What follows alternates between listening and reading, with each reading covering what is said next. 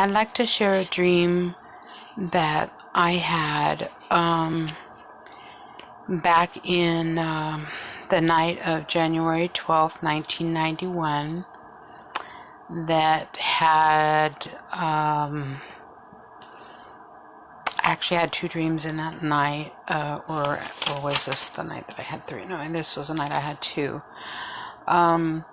Kind of short actually, but this one was one of the longer ones. Well, anyways, the first dream that I had that night was somewhat similar to the second one, and unfortunately, I didn't understand at the time, but it turned out that it was somewhat maybe not exactly 100% every detail in it came to pass, but most of the details came to pass, but although not exactly like I dreamed, it was a slightly different actually in reality. But anyways, the first dream had to do with my husband at the time, and that he was messing around. He was committing adultery with someone with the initials DJ, which was really weird because we didn't know anybody with those kind of initials at the time. And the first dream was like told to me by second-hand information that I didn't physically see anything that led me to believe that this was true, but this was told to me by someone else. And at the time when this dream happened,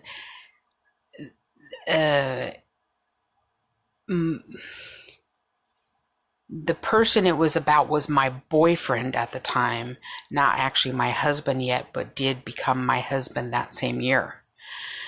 Even though I had dreams like this, and I know it sounds odd, but and I was actually pregnant in the dream also, which technically was actually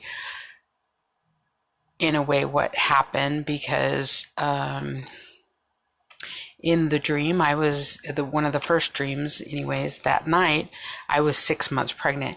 And later on, a little bit down the road after this dream, I was 6 months pregnant when we officially tied the knot.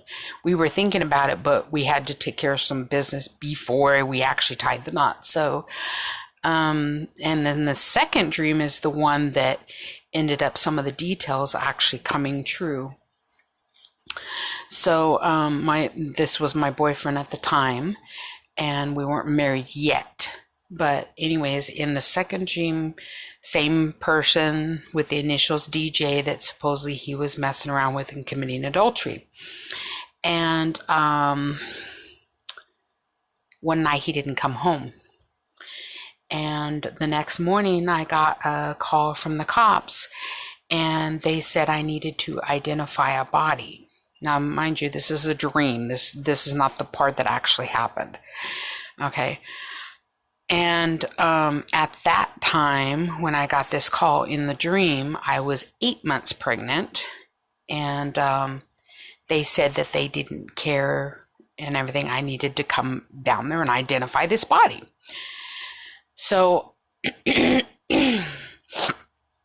I went down to the morgue, and there was my boyfriend lying on top of an autopsy table. Needless to say, I went into shock, and I started screaming and everything, and in a panic, I pulled a knife on the cops and everything and told them to get out, leave me in the room and everything, and I wanted to be alone with him. And they left me alone with him, and I still couldn't believe that he was actually dead.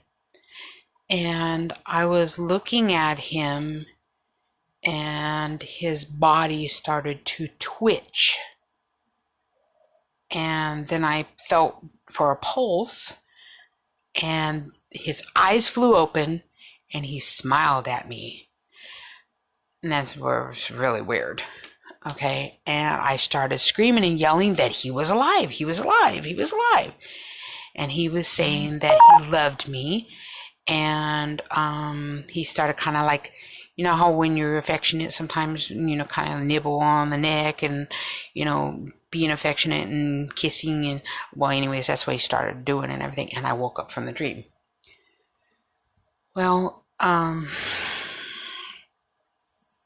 this dream had happened on the night of January 10th, 1991, which was that year I actually did marry my boyfriend. And I got married in May of 1991. And in August of 1991, I had our first child. And it was kind of unusual. He was married before we got married, and the reason why we couldn't get married right away is because he was still technically on paper married to her, even though they had been separated for a long time. They never really had a home together, and she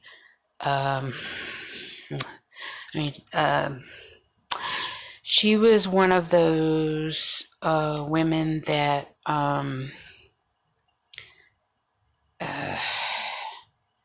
she was with you, but she wasn't with you when you had money. So when my boyfriend at the time, then became my husband, had money, she was around. He would fall asleep after they'd be affectionate to each other and everything anyways, and he'd fall asleep. And she would steal his money and leave. They never had a home. They were like always in a motel or something. So when he got paid at the end of the week, he would get a hold of her and everything. They'd go get a motel room. And anyways, she would rob him when he would go to sleep. And this happened for years. And because he said he loved her so much and they were married and, he could forgive her and all kinds of things. But anyway, she did this for years and years, and he still kept putting up with it and everything. And after she would rob him and leave, she would go to one of her other boyfriends, which she had about probably 2 or 3 other ones that he knew of, that she would mess around with, and she would do the same exact thing to them too. But anyways, in February of this year,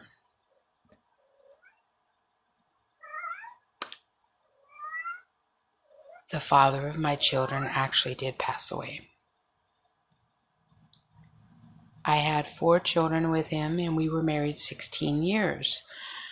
But true in a way to some of the dreams that I had, he actually did commit adultery more than once. And I was always taught that no matter what, you stay with them, you work it out, you try to get counseling, whatever, you just don't leave. You work it out, especially if you have children, you try to stay together for the sake of the children so that they have both of you. That wasn't always the best advice. There were many problems because of staying together, and since we had started trying to live our life right and go to church and get baptized, dedicate our life in church. I was part of the choir. My children went to church. They were in the Sunday school. Even at one time I partially taught Sunday school. I think it was for about approximately 2 to 3 months, I think, I taught Sunday school. I was, I believe that what the pastor said, I was kind of like the president of the choir. So I was the main one that, how we kind of worked out what to do as the songs in the singing program and things like that. My mother, my mother had a position in the church, and she also, for a while anyways, she was teaching the adult Sunday school. And my dad was a deacon in the church. So anyways, there were many times coming and going. My husband and me and the kids, we did go to church and do things together. But when he was in his roaming phase, I guess you could say, a lot of times he went out roaming around and gambling and different things, and it was kind of like a roller coaster ride with him a lot of times. And he drank, and he was a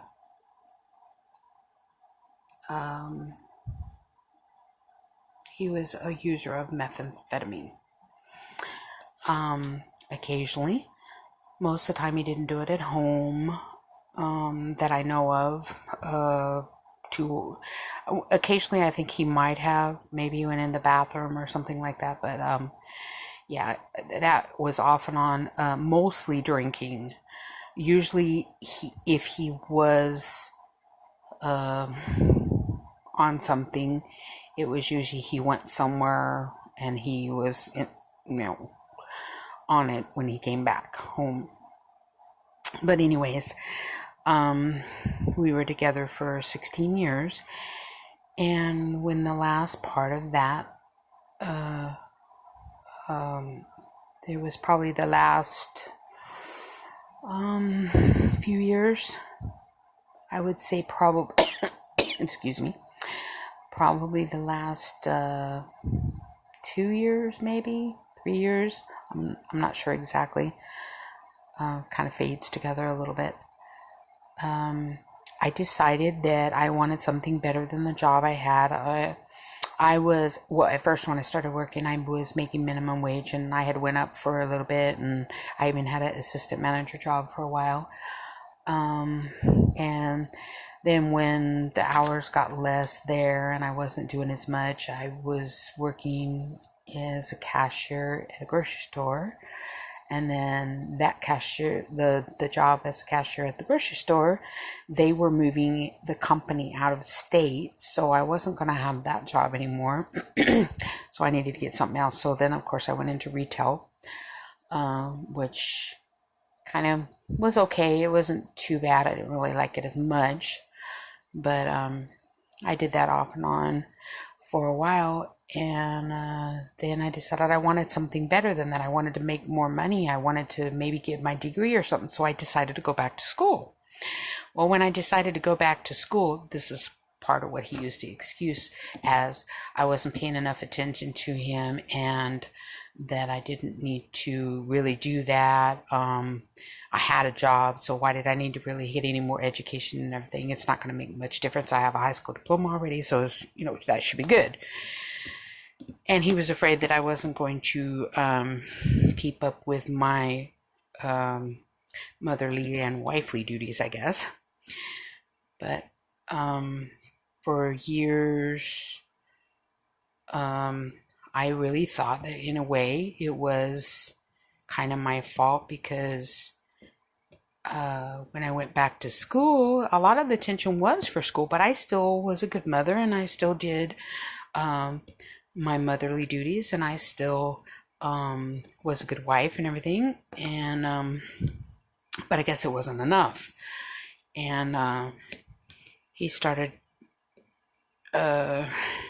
hanging around a couple different women, but one in particular where it was kind of close to home, and I couldn't take it anymore. So I said he had to make a choice. And I said, do you want me and the kids and be a family? You haven't made a commitment. You made a commitment before God when we got married, and you need to uphold that obligation. Even if you don't particularly care for me anymore, or you don't love me anymore, okay. Well, but you still need to, you have an obligation to your kids. And, well, I still care and I still love you and this and that and everything. And, I don't want to go anywhere and that. But yet at the same time, he still continued to mess around, which of course affected my kids and caused a little bit of rebellion and things like that. And one incident where he was getting a little acting like maybe he wanted to leave and everything, and he had gotten a camper and everything that he was going to be living in at a relative's, and then he parked it in the driveway and he started sleeping in it. Well, he had this woman that he was messing around with in the camper with him, sleeping in there with him. Whether they did something or not, it doesn't matter. They were sleeping together and he was married. It's inappropriate. I do believe they did do something. Even my own children believed that too. Well, anyways, in the morning, one of my children went to say goodbye to their father before going to school and opened the door and saw their father laying there with another woman. Well, this was one of my second to the oldest son, and my oldest daughter was behind him, and he kind of pushed her back so that she didn't see. And when he went to school that day, he got into a fight with one of his friends, supposedly about his glasses, which it may have been about his glasses, but he was already angry because of what had happened at the house. Anyways, this kind of went on and off and on for a little while, and he went to move at a relative's house, and I would go over on the weekend or during the week, whenever I had off and things, and I would go and visit him, and we would talk and spend time together and all that, and he'd tell me how much he loved me and everything, and we should try to work things out, and it's just stressful and all kinds of different things. And I wanted to believe that everything was going to be okay, and it was going to maybe either go back as it was or it was going to be better. It didn't.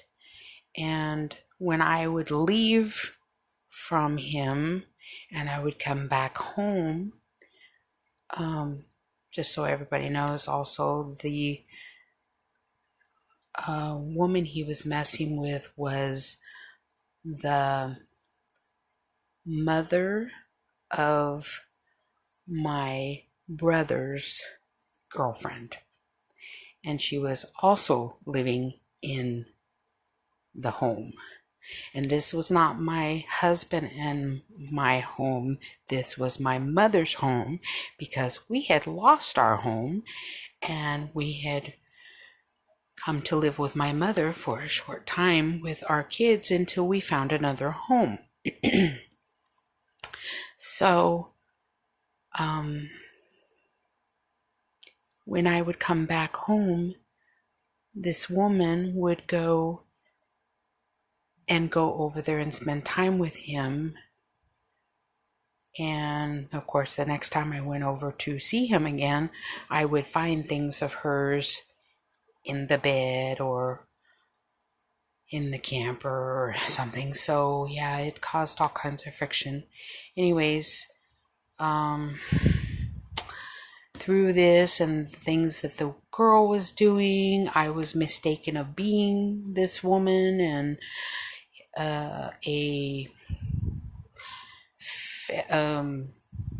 by marriage, a person by marriage to one of his family members thought I was her and didn't like her. And when an incident had happened where I got upset and tried to punch the woman, my husband had gotten in the way, and I hit him instead. Well, when I did that, he come out like, what the heck? And my brother thought that he was going to attack me, so he attacked him. And they went around, fought, and round. Well, the woman he was messing around with and one of her other daughters were kind of egging him on, and seeing a fight and everything. And me and my brother's girlfriend were trying to tell him, stop, get away from each other. She was trying to pull my brother off of him, and I was trying to split him apart and everything. Anyways, when my husband got up, he was all bloody and everything. And of course, when I went to take him back to where he lived with the relative, he was all bloody, and I was trying to help take care of him and clean him up and everything. And there was like a bathroom in the back part, like off of an office. And I was in there helping clean him up and everything. And this relative, I guess, I don't know, maybe my husband had called him or whatever and kind of said what had happened, and he heard. And then he come out there. I got a gun pulled in my face. And my husband was trying to tell him, no, it's not her. But I had a snub-nosed gun right in my face. And I could have ended up dead at that moment, but I didn't. Anyways, he said it wasn't her, and said it doesn't matter, this and that and everything. And, my heart's going on 90 miles an hour and everything. And, but anyways, of course, I'm sitting here talking to you, so I didn't get shot, but it was kind of tense there for a while and kind of went back and forth. I lived in a motel for a while. Somebody that had said something that got some things all mixed up, and I had some issues with my kids and the city or the government agency and city, and then I couldn't have be in the motel through a program that was helping because I didn't have nowhere to live and stuff, and all kinds of things happened. Maybe go into a little bit more detail of that later at another time. But anyways, we never did get back together. We mutually agreed to separate, and he had no way to really raise the kids and stuff, and they wanted more to be with me, so he let me raise the kids. And so I had been raising the kids, and when I ended up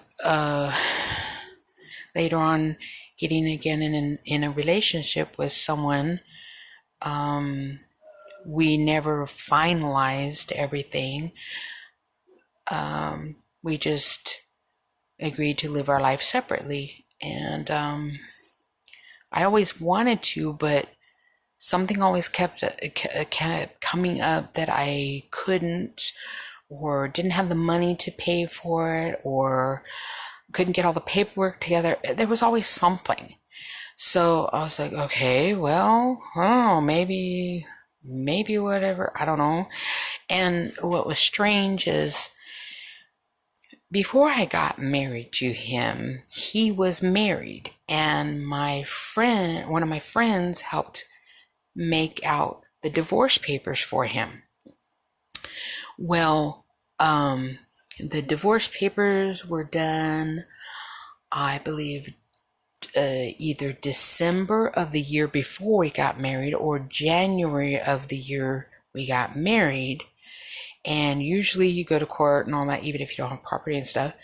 And even if you don't, it's at least 6 months, but you usually get a paper thing that it's granted this and that and everything. So honestly, I don't even know if we were officially 100% married. He may have still been married to her for all I know. And that would have been something really, really strange and messed up to be for 16 years. I don't know. I still don't know to this day. It's something I guess I need to find out. But because of February, right? Pretty much right before his birthday of this year, he had started going to a new doctor, and he got a new medicine for pain. It's one he had never taken before. The first pill he took that night, less than 6 hours, I would say 4 or 5 hours from after taking the pill, he went into cardiac arrest. And they tried to save him, and they couldn't revive him. And he died. He was DOA. They couldn't resuscitate him. They tried, so they called the time of death. And his family didn't really have my phone number. They had one of my children's phone numbers. And they had called one of my children. And then my daughter called me, and she was crying, and I didn't understand why she was crying. And she told me that her dad was dead. And I said, "What?" I could not believe that he was dead. I honestly thought I would probably pass before him. He had less medical issues than I did. He was sort of, in a way, healthier than me. He was thinner than me, less stressed than I was. I honestly thought that he would outlive me, even though he was about a year and a half older than me. I really thought that he would outlive me. I couldn't believe it. I couldn't accept that he was dead. So that is one similarity to the dream. And because of the thing with the medicine, they had to order an autopsy, so hence the part in the dream about the autopsy table. I didn't have to go down and identify the body. That's one thing in the dream that didn't happen. But whenever they were done with the autopsy, and it was time for the body to be released so that they could, because he was an organ donor, that they were going to use whatever they could of the organs and his skin and things like that. And then he was going to be cremated because, one, it was less expensive. Two, the decision really wasn't up to me because he wasn't living with me anymore, and his sister was his kind of caretaker, sort of, I guess you could say. Well, sort of. I mean, he took care of himself, sort of, in a way, but yet at the same time not. And anyways, so I never officially got divorced from him, so technically I was still his wife. now I am a widow.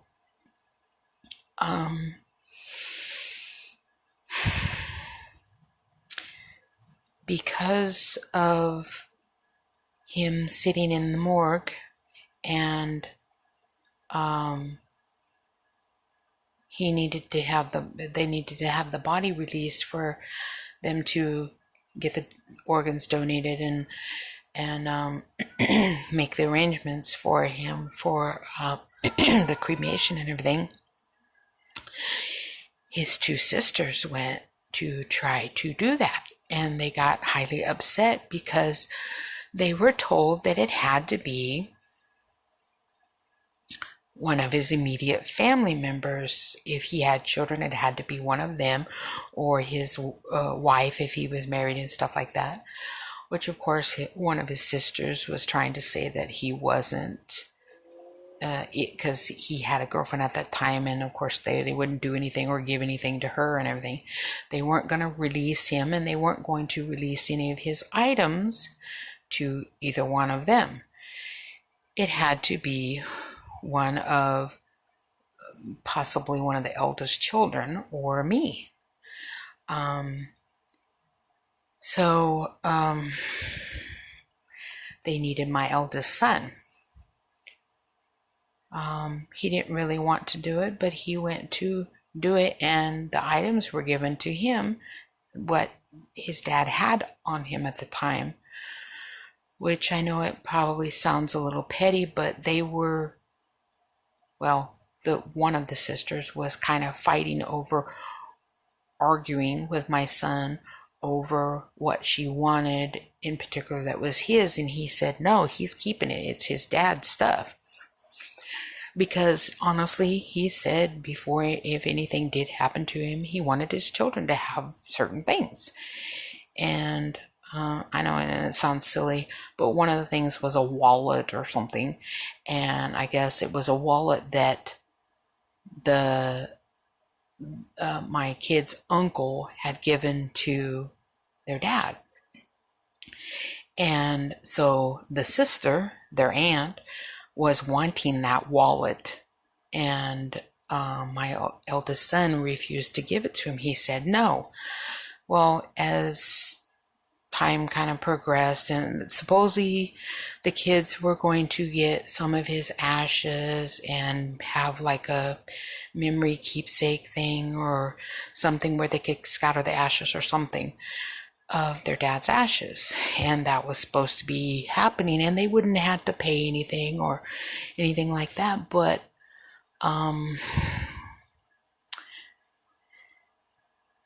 they still to this day haven't gotten any of their dad's ashes. The aunt that was wanting the wallet, I gather from what I hear, she has the ashes and is refusing to go any further with it or let them have any ashes if she doesn't get the wallet. This is what I hear. I haven't heard it firsthand from the person, but this is what my kids have told me, the things that are being said. So that's kind of up in the air, and I said, well, your dad was going to church, your dad was baptized, your dad was saved, he did accept Christ. I did get back one thing from my husband, the Bible I had given to him.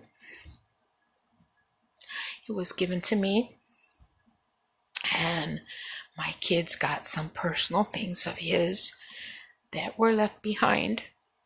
So they do have some things of their dad, and they do have some pictures and stuff of their dad, and I do have some pictures and memories of him for them.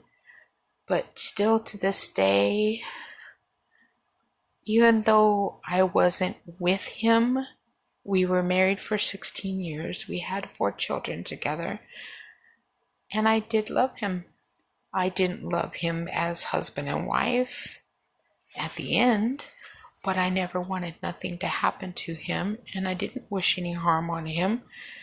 We talked, not often, but we did talk, and we still communicated, and were civil to each other. We didn't fight and bicker and argue all the time anymore. And he was moving on with his life, and I was moving on with my life. And so I tried to console my children and tell them that even if they didn't get the earthly ashes here, they'll see their Father in heaven. So when their time comes, they'll see him again. And I really, truly do believe that. I know all my kids are saved also. So I am pretty sure that they will see their Father again. And their other two siblings also. I lost 2 children also, so I would have had 6. I've had a very, very trying and bumpy life, but God brought me through everything. And even though that has only happened back in February, it's still kind of like, it seems like a dream. It honestly does. It does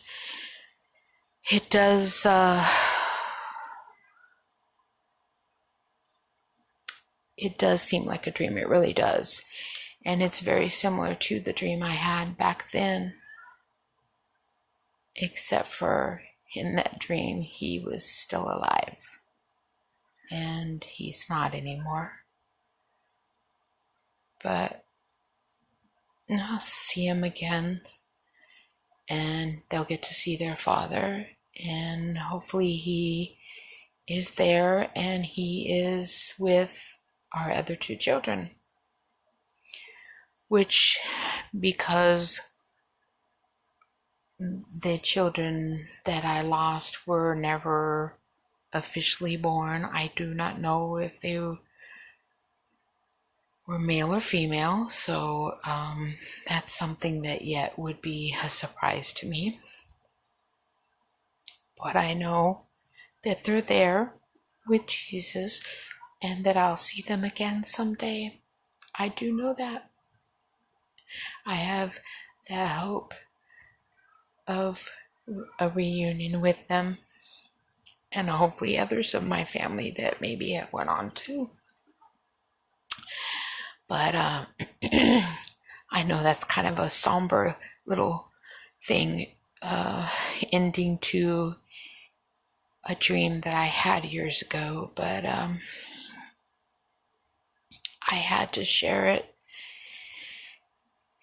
And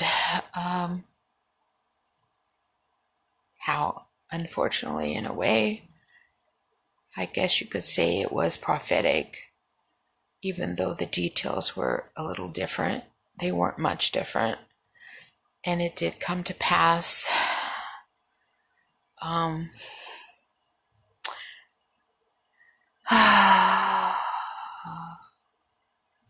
About 19 years later.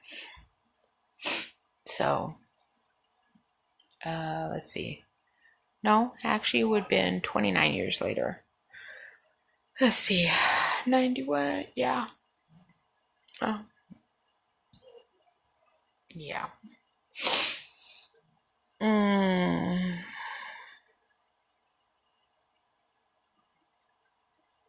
I think that's right. 29 or 28 or 29 years. I don't know. I'm not thinking super clear right now. It's kind of a bad memory still, but will hopefully turn to joy later on down the road. And see, even though I had the dream years ago and I didn't know at the time, and similarities happened years later, after many different changes in circumstances, it still ended up coming true most of the way. And I know that it's probably, everything happens for a reason. So I know that there was purpose to it. Maybe it was for revealing exactly how bitter people can be, or to bring my children more close together. And although in a way they are now very concerned and I wouldn't say really afraid, but they look at things and they perceive stuff a little bit differently, because now they only have one parent alive and they don't want to lose me too. And two of them, actually, right after it happened, they were real adamant about talking to me about 3 or 4 times a day and making sure I was okay, asking me if I had went to the doctor again, how was I feeling that day, is everything okay, I'm feeling okay, I'm not sick or anything like that. They were really, really overprotective, and I was thinking, wow, if I was like that when they were growing up, wow. But I could understand how they felt in a way of that. I haven't completely lost. My dad hasn't passed away, but he is somewhere where I don't see him that often, and he isn't always coherent enough to understand exactly who you are or where he's at times. So I still love my dad, and I'm pretty sure he still loves the Lord. This is one thing that still makes me think, though, that okay, he was real adamant about his loyalty and love and dedication to the Lord, and then he got sick, and after he got sick, he had a couple strokes and things. Anyways, he ended up not able to really move around like he used to, and he ended up, now he's in a home, like a resting home, nursing home, and he doesn't always recognize me when I go to see him, but since everything that he was so devoted and dedicated before he got where he didn't understand where he was, who people were, things like that, he's still covered. He's still, I'm pretty sure anyways. I'm pretty sure, because I don't think it could have been taken away because of that, even though he doesn't understand. My question was that if he no longer really understands and his comprehension isn't there, is he still considered saved and that, or does he fall under an innocent now because he doesn't comprehend? Or I don't know, it's kind of complicated. This is one subject I never really I don't think that I got a very straightforward answer when I prayed about it. Maybe it was something I was missing, I don't know. But I still have questions on that. And maybe if anyone hears this and knows or have had something similar experience for themselves, or know maybe the answers there, or hey, maybe have some comfort or where you have some advice or comfort maybe to help me understand, I would appreciate it. But as always, I know that everything happens for a reason, and nothing God does or allows to happen doesn't have a reason behind it or a purpose. And this is only temporary here anyways. So as long as he was covered before, I'm pretty sure that he's still covered. I don't think that went away in particular. So I don't know. It's still a question to ponder. So I hope that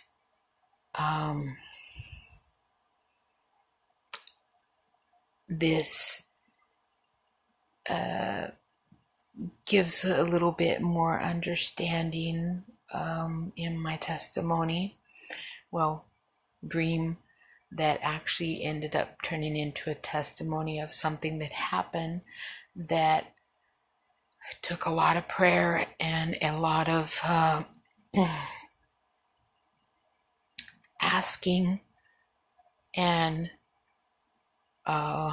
questioning and reading of the scriptures to get even where it was easier to function on a more normal level after that happened. Still, sometimes when I think about it, it still kind of throws me for a loop, because I still can't believe it. I still can't believe he's gone. And it still hurts my children so bad. And sometimes when they really start to think about it and they really start to miss him, and they talk about how much they miss him and ask me questions, sometimes I can't answer those questions. I don't know how to answer those questions. It still gives me a hard time to be able to answer it. So I just direct them to the pastor, or maybe something that is someone that has given a word of advice, maybe, and or a certain scripture maybe I have went over, or what God will give me in that moment to say. And I know it's not for me. It's definitely not for me, because I just don't have that. Not on my own. There's no way. It just doesn't come like that. And I have to take it day by day and try not to think about it too much and dwell on it, because it could definitely bring me down really, really low if I thought about it too much. So I hope this has enriched someone and helped someone, maybe showed someone that others have gone through things similar to, and how that person has handled it, or maybe something that they're going through at this particular moment, and that it does get a little bit better. It takes a little time, but it does get a little bit better. And I'm sure as time progresses, it will get even easier to not be so taken aback by